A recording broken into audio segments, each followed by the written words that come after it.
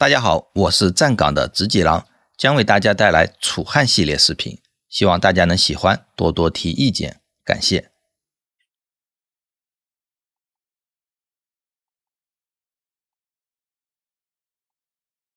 秦始皇嬴政在其第5次巡游途中，至平原津大病一场，过黄河后不久，奔于沙丘平台，千古一帝，血腥残暴，雄才大略，劳民伤财。再多的词汇也不足以概括秦始皇的一生，唯一确定的是在他死后，秦国需要继续存在。这个任务交到了胡亥手中，就是秦2世皇帝。关于胡亥继位的过程，《史记》记载，秦始皇病死后，左丞相李斯为了防止诸公子及天下有变，秘不发丧。中车府令赵高说服胡亥和李斯篡改了秦始皇遗诏，阴谋立胡亥为太子，并赐死在北方监军的长子扶苏和大将蒙恬。这个记载是有疑点的，既然是3人密谋，那外人又是如何知道的呢？巧合的是，真的存在另一个有关秦始皇继承人的版本。据北京大学长西汉族书中的赵正书记载，秦始皇巡游途中大病，令李斯严守消息，切勿让群臣知道。等到嬴政病入膏肓，又召见李斯，担心自己死后子弱城强，大臣争权，百姓遭殃。李斯顿首表忠心，嬴政感动流涕，颇有几分临终托孤的意味。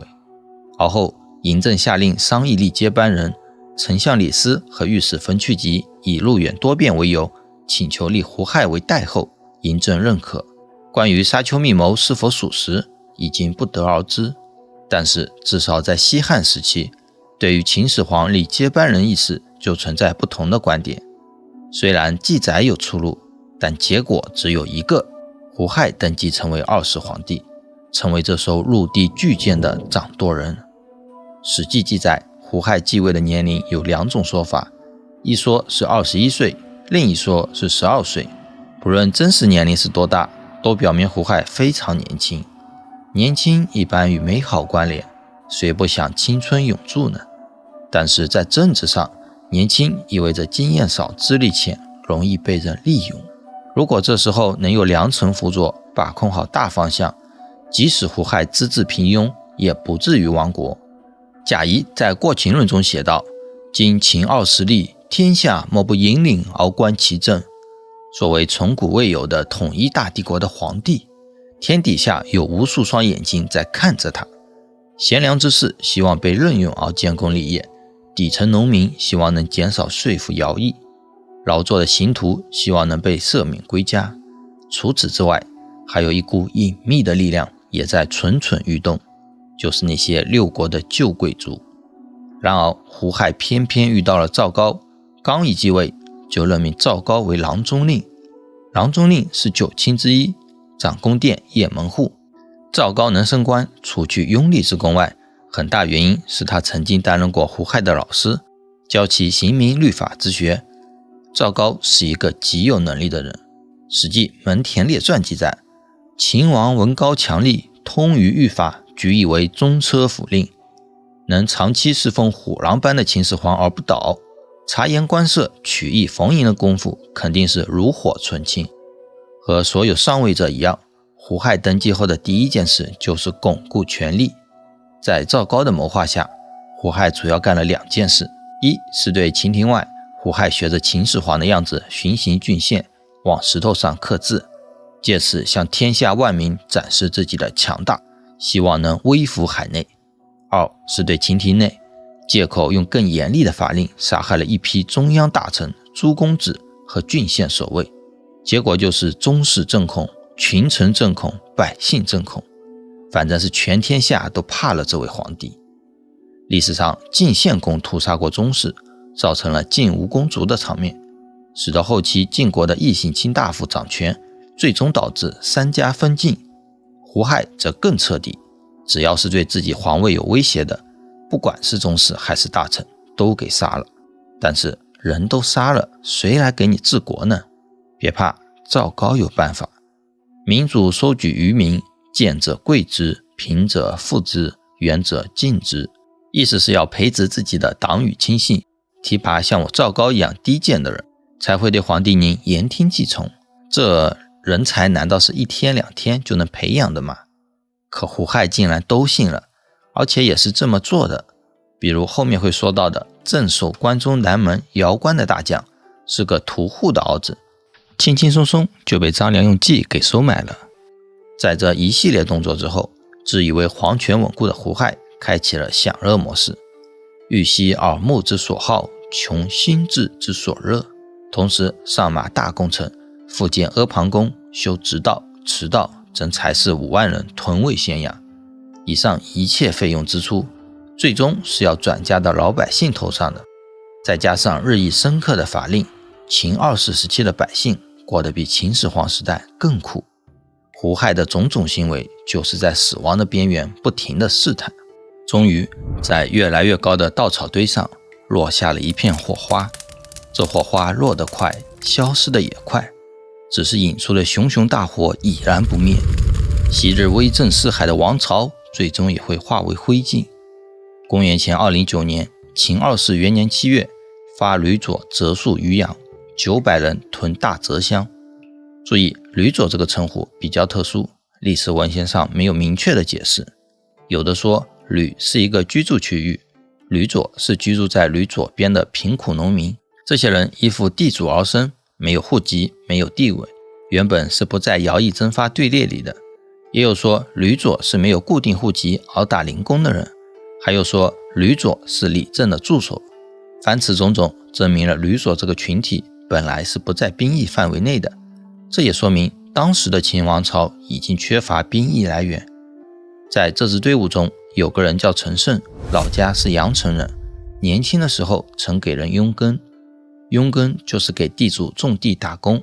他对工友说，如果以后发达了，大家伙别忘了互相照顾。这句话放到现在来听很正常，买个彩票，摆个摊，或者开个直播，说不定哪天运气来了就发达了。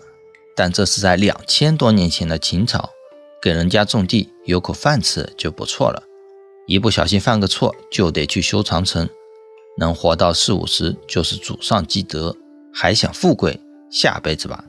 这就是普通老百姓的想法，但是陈胜不这么认为。更难得的是他还付诸实践，对比我们当代人，至少吃穿不愁。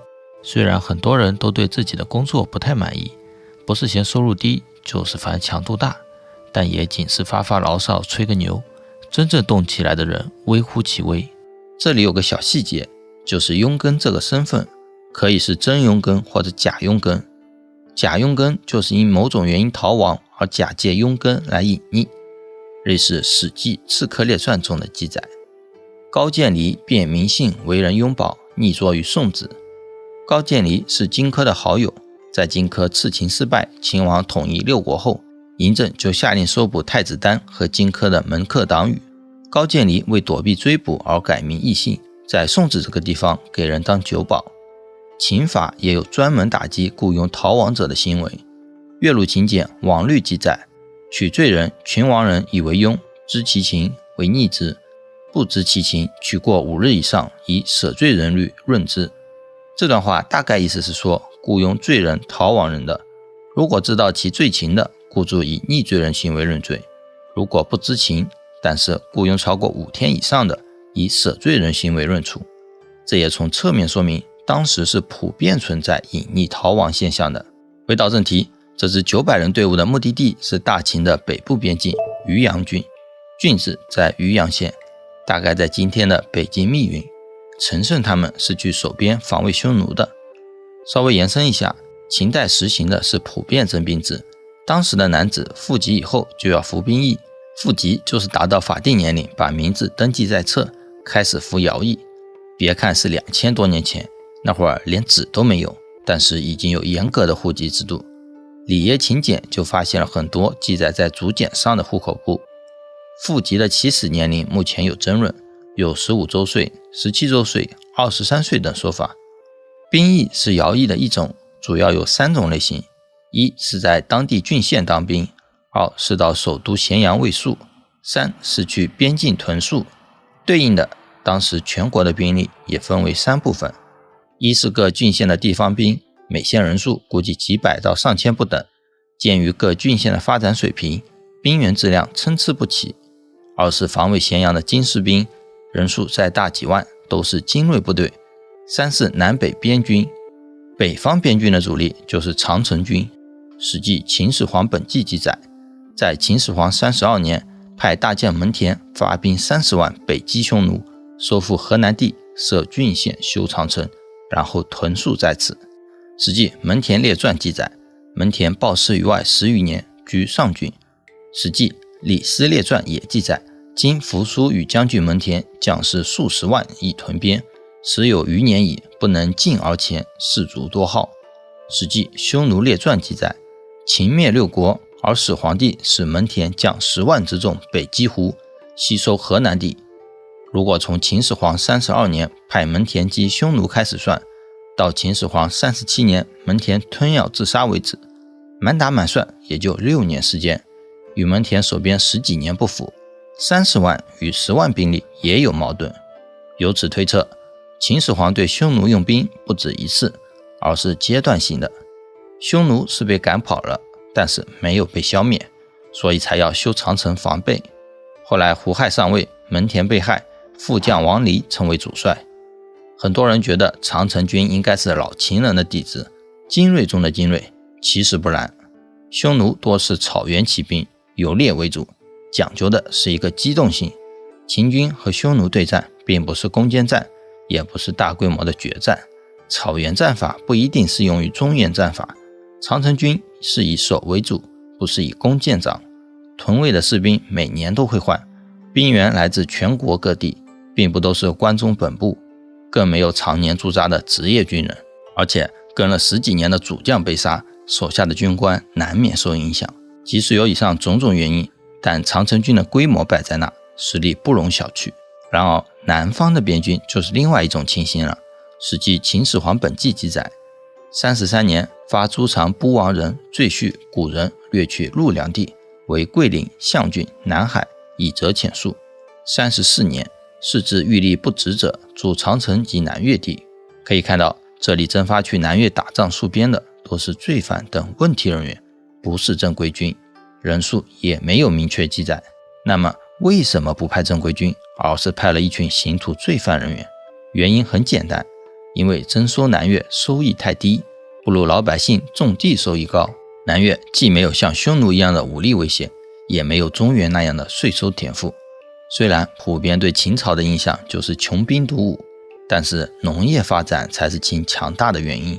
打仗打的是经济，没钱没粮，寸步难行。秦代的重农是有法律依据的，《礼业秦简》就有这么个记载，大概意思是说，运输任务一定要先尽量使用陈旦聪、厉臣妾等各种问题人员，只有在运送任务紧急而不能滞留的情况下，才允许兴发百姓的徭役。